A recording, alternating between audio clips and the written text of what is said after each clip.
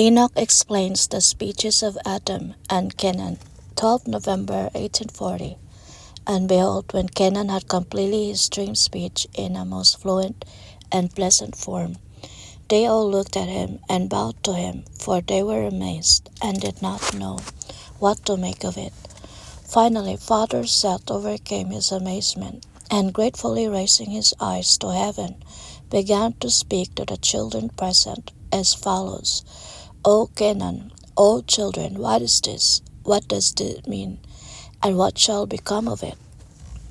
As yet our senses have hardly grasped the mystical speech of our first patriarch, Adam, and our hearts, so weak in love, have not been able to clearly interpret any of it. Even Enoch's last fairy speech is still floating before my senses like a dark tangle. And now you, dear Kenan, come with a super world of unconsciousness, the meaning of which God alone can understand. I am even inclined to maintain that a man could hardly survive if the Eternal Holy Father gave him so much wisdom that he could comprehend the incomprehensible, most profound meaning of such mystical, exalted things. O Kenan, Kenan, why did you have to see such a vision and tell us poor, weak fathers and children of it, thereby confounding all our senses? You have made us poorer than we were before we were worried by such speeches revealing the ways and decrees of Jehovah's eternal holiness, whose meaning cannot be clear to any angel while he is just an angel, and will never be like him, who is our beloved Holy Father, inscrutable in every one of his holy words.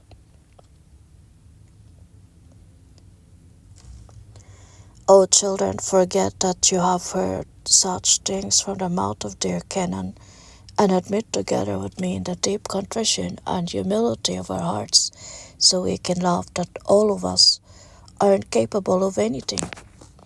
Besides, none of you should ever desire to comprehend such things, but we will leave these incomprehensible things always to God, who will know what He intends with them. He has surely given this to us only as a stumbling block, to show us poor, weak men, first of all, how powerful He is even in a mote, and then that we may realize in our humility that we ourselves are nothing, but that He, our beloved Holy Father, is at all times, all in all. O children, do heed the words of your father Seth, and guard yourselves against any temptation. Amen.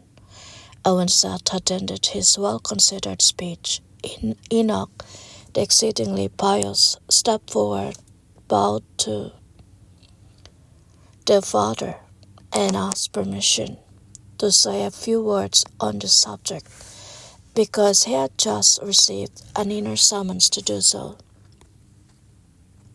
Seth looked at him and said, "Oh, do speak, you fair pious son of eternal spring. Even your fiery speeches are only a cooling morning dew, compared to such unheard of blazes of the sun from the mouth of Kenan.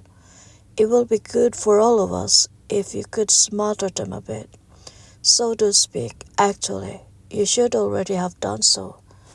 Amen."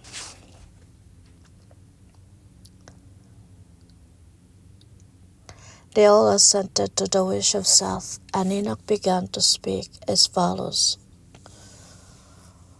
O beloved fathers, and all you children of God, do listen well to the words from my mouth. If you wish to and can, raise your eyes and look up to the boundless heights of the heavens of God, our most holy and best Father, and then again look down into the quite as boundless depths of the same one mighty God, whose reign is forever without end. Ponder on how much there may lie hidden in the heights, as well as in the depths of which no human mind could ever have dreamt. Kenan alone was so fortunate, as far as is known to me now, to see in his spirit the tiny mote partially dissected. And our first patriarch Adam has also shown us a somewhat pulverized mote, not to mention my so-called furious speech, and that already amazes us so greatly and incomprehensibly. But how is it possible that we are able to see worlds and suns pass before our weak eyes and still remain alive? Who has ever seen the wonders in a blade of grass which bends under our tread? What greatness and sublimity of God lays in it, yet we tread upon it with our unworthy feet and still live. Is it not with us spiritually similar to when children are looking at a harder piece of bread they have been given when they still expect a soft milk pap? Should they then never be given bread because they are used to soft fare? But how will they gain a man's strength with this? Look, the same applies to us now. While we were babes, the Father gave us milk and a suitable soft fare, but now we are to become men in the Spirit. Look there, the soft fare is no longer suitable, and the Father is giving us now bread, that we may become men, strong in His grace. And we are no longer meant to just look at things, but we must comprehend them and recognize His great love and wisdom, and out of both His most holy will.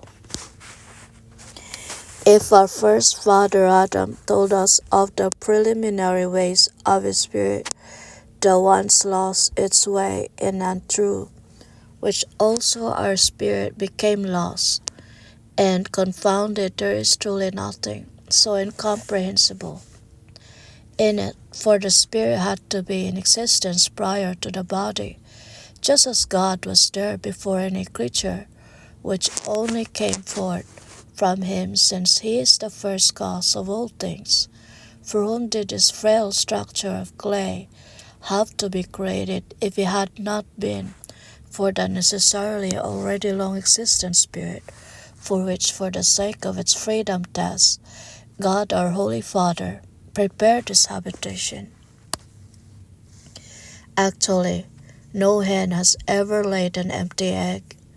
Besides, we know only too well that the contents of the egg must be there before the white, hard, and well-closed shell. Or could anyone with wisdom assume that the spirit comes into existence and develops only in the body?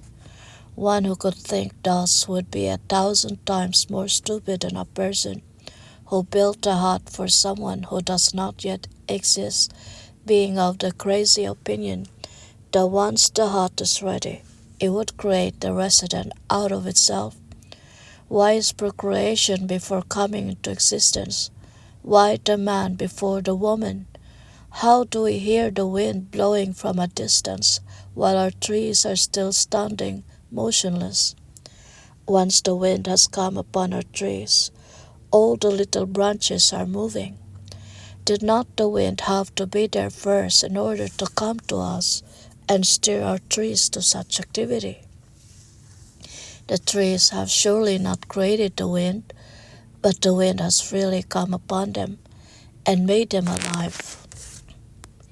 Or could someone maintain that some fruit was created because of the tree, or that the tree would have to have been there first so that it might create the fruit out of itself? How is it that you say God had planted all kinds of seeds in the earth, out of which then a variety of grasses, plants, deer, bushes, and trees had come forth, producing the fruits of the seed, wherein the living seed is found again, reborn? If God is showing us His children the eternal order in all His countless wondrous works, namely that life or the force must always precede that which comes into existence only through and finally for it, why should it amaze us if Adam, thanks to higher enlightenment, told us the story of his spirit thereby showing that and how we too are and were involved, and thus will be all our descendants, more or less to the end of time. And that he also showed us how holy and great, and yet so loving and full of grace and mercy, God, our Almighty Father, is, and how boundlessly forbearing and indulgent. And since we have experienced this, how could we be afraid, knowing how endlessly good He is who has given us this experience? Yes, we shall and must fear God, but not because He gives us bread. We shall only fear not to love Him, for he who has for a moment failed in his love for God was dead as long as he was outside the love for God. Therefore, our most urgent striving must be to love God constantly, since He has, according to our Archpatriarch Adam, loved us mightily before we were, and what we now are. As His children, we have become only through His boundless love, and so all our efforts must be directed at the constant strengthening of our love for God. Behold, the countless creatures around us, although they too are, and come into existence out of this almighty love, they cannot and may not return this love, as they are not ready and capable of it, just as we withhold the love for each other from our young ones until they are mature for it. However, all of us have matured towards love, and therefore let it be our main concern to love Him constantly, who has made us so completely mature for love. How does a husband say to his wife that she shall love him in all her actions because he loves her in all his entrails? May a virtuous youth say that to an immature maiden? You say, by the holiness of God. No, not until the tree has been blessed. Woe betide him who should violate her. For first there must be the maturity, then the blessing, and only after that the love.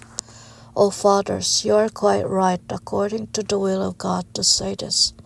But answer yourselves the question, whether the sin might not be greater if the mature and blessed did as the children do and avoided each other, than if immature children slept together. Through Kenan, God showed us our full maturity for our free love for Him.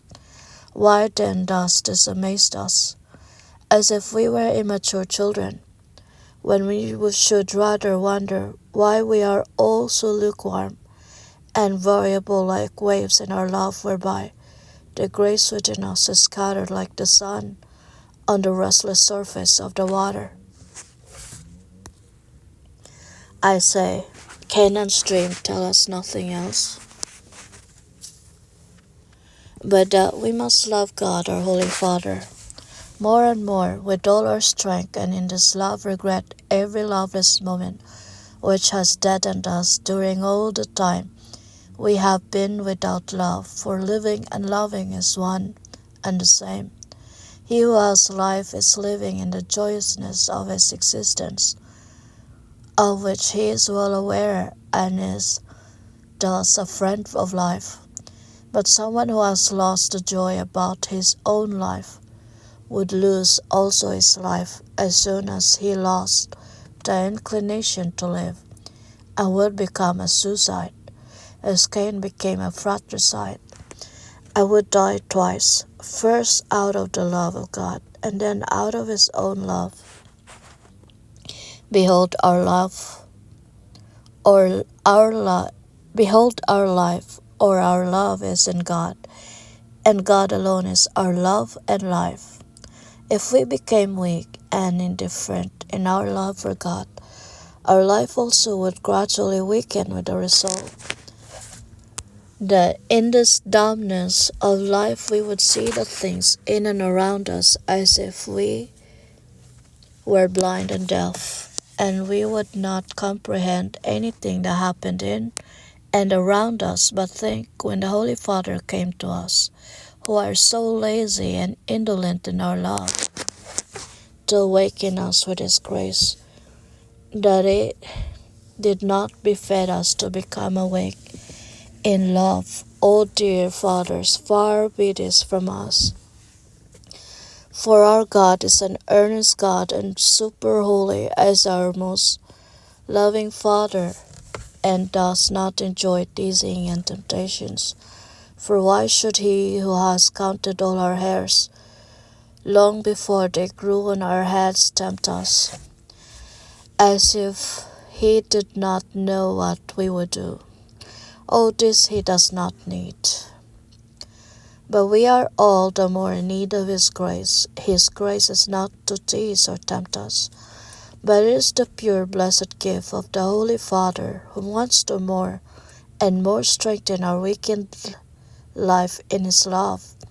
O fathers, do look at the visions of Kenan with a proper love for God, our most holy Father, and you will easily understand that God has thereby only demonstrated to us the dead weakness of our love for Him. Therefore let us become once more strong in the love in and for Him.